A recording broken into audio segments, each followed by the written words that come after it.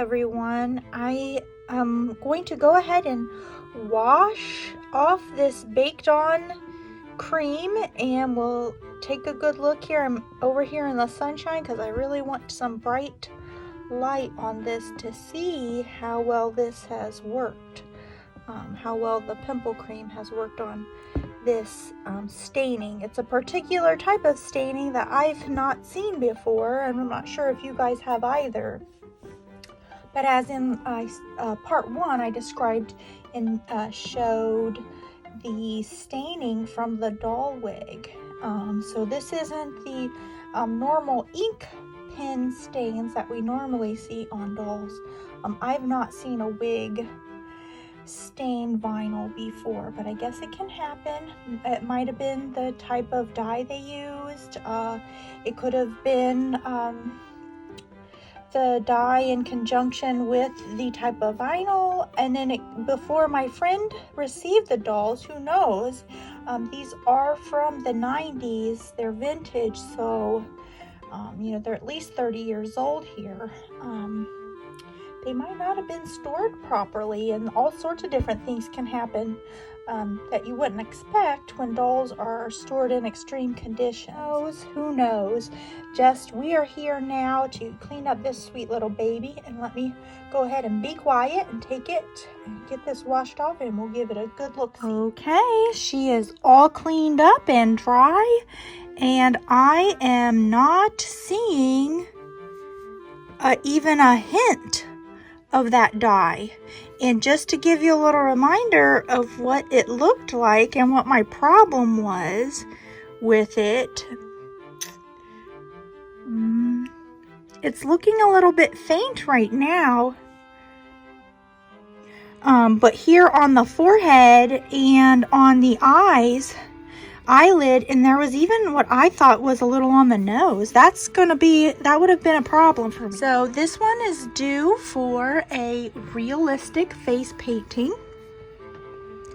I'll show you, just to add some interest to the video, of some pictures I have saved from Pinterest. Just beautiful children that I'm going to use for reference.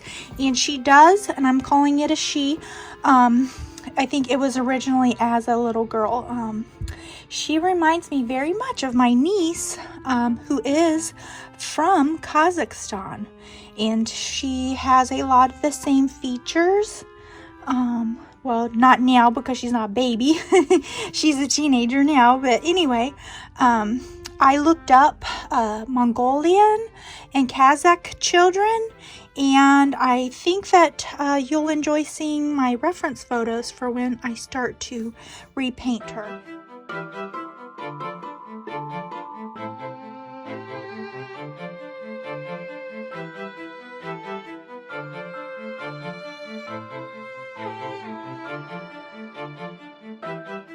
Her original paint was not very realistic.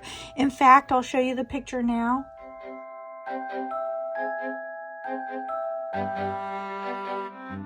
As you can see from her original photos, her lip color was terribly dark. It did look like she was wearing lipstick. So we want something realistic, and I do want to put in that blushing, that real strong blushing that you see in the reference photos of the children. Maybe not too dark so that people think that I goofed up, but just so that people know that is a characteristic of children from that region, especially these just adorable cheeks. Okay, so I'm going to set her aside, and I'm going to do a little short update here on our baby Thumbelinas here. I wanted to tell you, and you can especially see it now. Let me move this one out of the way. With the sun shining through, you can see where there's more light. That is where the vinyl is very thin. And if you, well, obviously you can't, but if one puts their fingers inside to feel in those areas, you can feel the thinness. And you can actually see right here, there's like where it was manufactured, it's not a perfect process. So there's some thicker areas where the vinyl even feels a little like a ropey texture inside there. I mean, not too bad, but just in some places. So I just wanted to do a little update before I begin painting her. Some of her discoloration was actually just how the light was shining through, and you can't see it here. But without this light, the thinner vinyl, the places where you see now, where you see the light, in regular light, those thin places looked bluish and dark.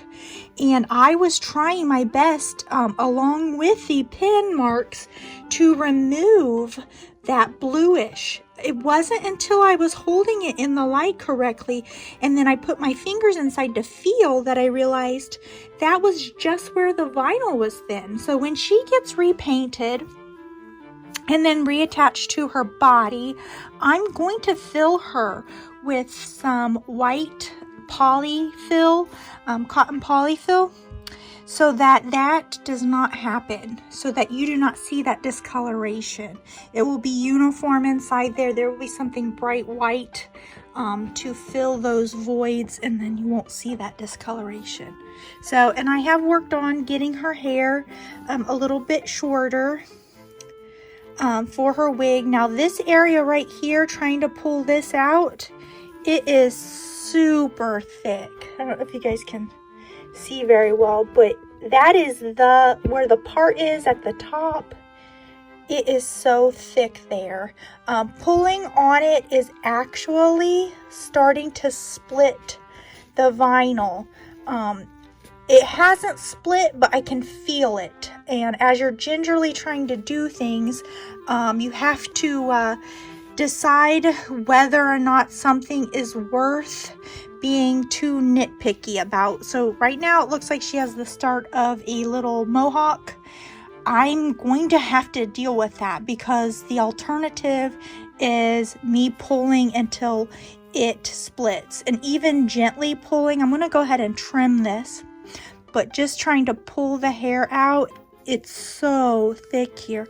I can feel it it's wanting to split, and I do not want to damage the doll. That's your number one job is when you're going to do a makeover and you're trying to fix up a doll, you don't want to cause additional damage. So I'm going to have to trim that down and leave it be, and down the road I may try to reroute. As it is now, the plug holes are terribly tiny, and just putting a little needle through just to test it out has been a challenge.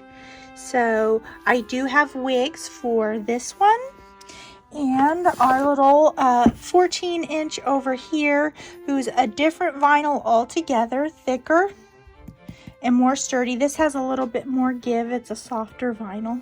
It's not just the skin tone that's different. I have a wig for this one.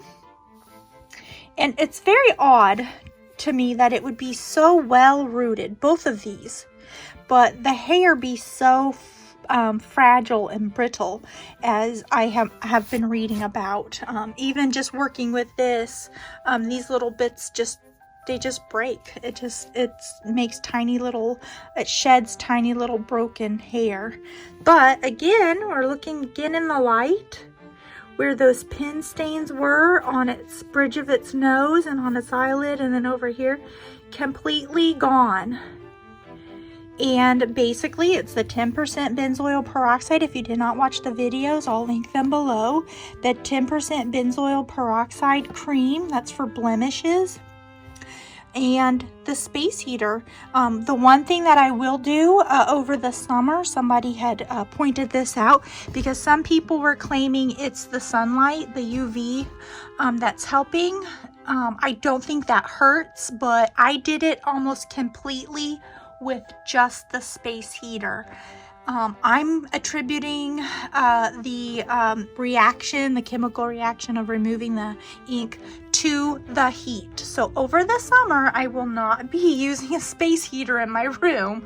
I was already pushing my luck with it being 50 degrees out lately. With that heater running, it got pretty hot and stifling in here. But someone had a very good suggestion, and I'll have to go back and see who did it. If you're watching this, please comment to give yourself credit. Somebody said that they put the cream on the dolls, and then they put them in the back of their car, in the window, that back window. And everybody knows it provides plenty of heat on a summer day. You go ahead and put them in the morning and get them after sunset. For those people believing it's the sun that does it, well, you got both. You got the heat and the sun. And if I do a doll like that, I will be sure to make a video of that to show that technique. Anyway, thank you guys for stopping by in my doll studio. And these two, like I said, they have their wigs, but they'll need their face repainted. This one will be getting its face repainted. For both of these repaints, I will be making videos, so stay tuned for those. And as always, thank you for spending time with me. Very much appreciate it. Always appreciate the input and the feedback and the kind words. And I hope you guys all have a magical day. Bye-bye.